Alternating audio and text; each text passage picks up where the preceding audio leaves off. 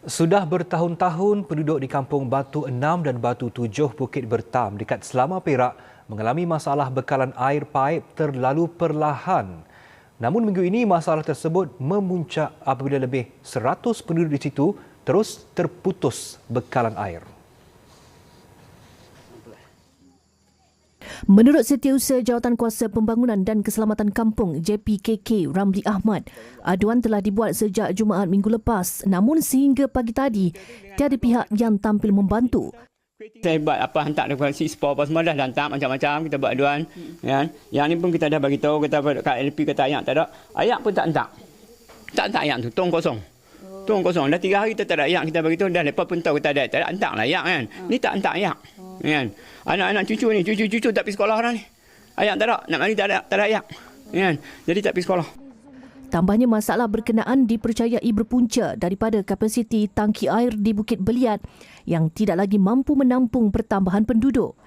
Aduan telah dibuat ke Pejabat Majlis Daerah Selama MDS, Pejabat Lembaga Air Perak LAP dan aduan melalui talian aduan LAP. Namun tiada jawapan yang diterima mereka. Katanya penduduk berusaha mengumpul bekas air dan meletakkan di tepi-tepi jalan sambil menunggu lori LAP sejak 3 hari lalu. Namun tidak ada sebuah pun lori bantuan air sampai. Keadaan itu jelas Ramli menyukarkan dan mengganggu aktiviti harian penduduk. Kain tak basuh dah tiga ragam besar dah. Kain tak basuh. Masak pun taruh dalam botol mineral tu kan. Untuk masak je lah. Oh, berjimat-jimat lah. Jimat-jimat lah. Nak buat mana? Mandi macam mana? Mandi, malam boleh mandi. Lagi hari ni tak tahu lah macam mana. Menurut penduduk, gangguan bekalan air menyebabkan ada yang terpaksa membeli air mineral untuk kegunaan harian termasuk minum, memasak dan kebersihan diri. Bagi yang tidak mampu pula mereka menggunakan air tadahan hujan. Malah ada yang berkorban masa tidur dengan menadah air seawal 2 pagi.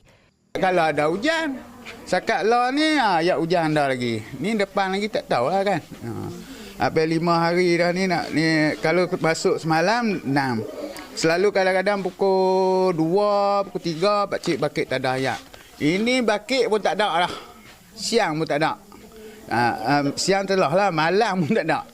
Yusru, penduduk di Kampung Batu 6 dan Batu 7 Bukit Bertam berharap pihak berkaitan menyiasat punca sebenar gangguan.